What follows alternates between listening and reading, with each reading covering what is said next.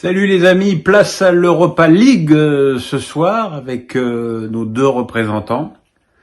Alors là, ça va être la fête des jeux de mots bidons, qui s'est noyé, qui a pris l'eau, enfin vous voyez tout ce qu'on peut dire sur le GC Nice qui a lourdement chuté à la Lasiodrome. Alors autant on avait eu l'impression de voir un match extrêmement compliqué pour Monaco hier à Zagreb avec une pluie battante. Alors c'était rien par rapport à ce qui est tombé ce soir à Rome, avec très franchement un match qui ressemblait plus à rien dans les 30 dernières minutes, tellement la pelouse était incapable de boire la quantité d'eau assez invraisemblable qui tombait. Mais de toute façon, à ce moment-là, le score était déjà acquis et lourdement acquis contre cette équipe de Nice qui m'a semblé mollassonne et en tout cas pas du tout à la hauteur de l'événement et encore moins de son adversaire du soir qui a compte tenu de l'état du terrain produit un football finalement assez intéressant, ouvrant le score par Pedro. Alors là je dois confesser mon ignorance. Moi je pensais que Pedro avait pris sa retraite. Bon, il a 37 ans, il est encore à la Lazio et il a ouvert le score d'un tir incroyable sous la barre du pied gauche en reprenant un corner qui avait été repoussé par la défense azuréenne. Et ensuite c'est Castellanos,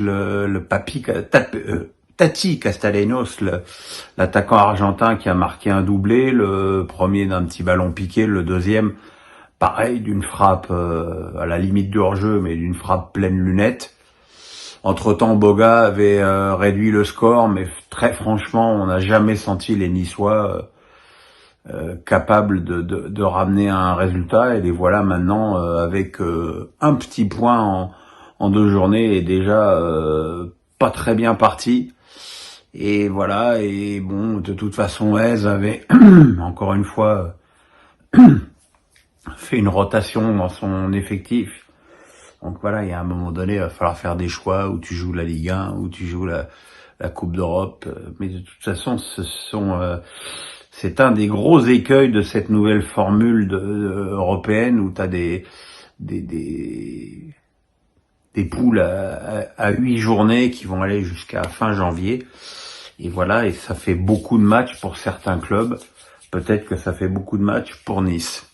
Ça fait pas beaucoup de matchs pour Lyon, qui, de son côté, a gagné sur le même score que Nice a perdu, c'est-à-dire 4-1, au Glasgow Rangers. Alors les Rangers, moi j'ai une petite anecdote, si on peut faire une petite digression. J'ai rencontré et pu parler quelques minutes à Sean Connery lors d'un match, je sais même plus quel match c'était, des Rangers.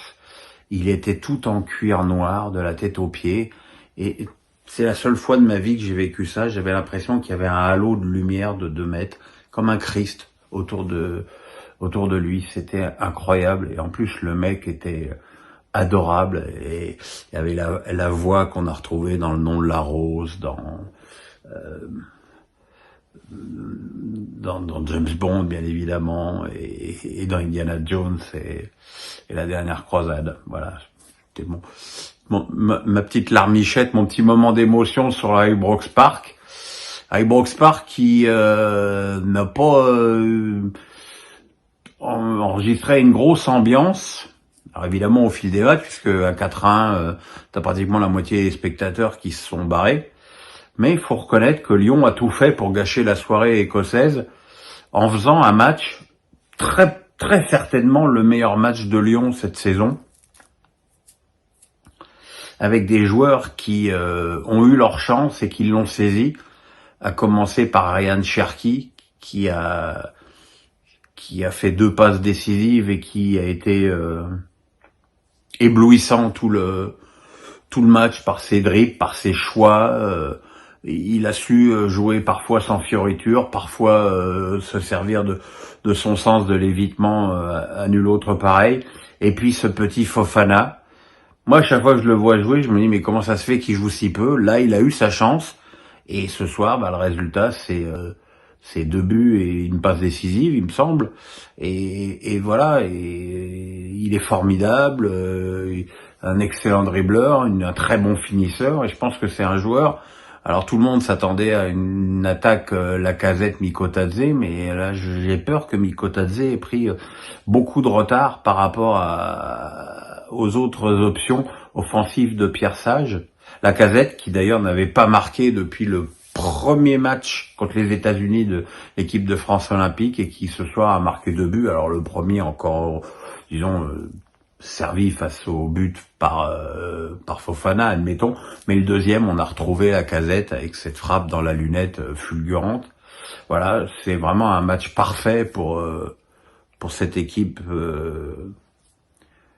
lyonnaise qui a su contrecarrer une équipe des Rangers qui a toujours cherché à accélérer le jeu, mais qui à force de vouloir jouer vite, a joué trop vite et a perdu trop de ballons par manque de technique individuelle de ses joueurs. Le seul point noir, ce sont les sorties sur blessure de Matic et Mata, les mamas. Et il faudra espérer que pour Lyon, qui semble enfin avoir lancé sa saison après sa victoire plutôt très chanceuse à Toulouse, voilà, ça fait ça fait un match socle pour l'OL qui peut capitaliser et bâtir sur ce succès extrêmement probant, et surtout les 6 points de l'OL. Voilà, demain mes pronos légendaires avant que je m'envole pour Strasbourg, où je n'ai pas été depuis 1 an et demi. Donc je serai à Strasbourg-Lens dimanche à 17h à la Méno, avec beaucoup de plaisir. Voilà, décidément ce soir je vous raconte ma life. Le pouce, la cloche, on s'abonne. Passez une bonne soirée, bye bye.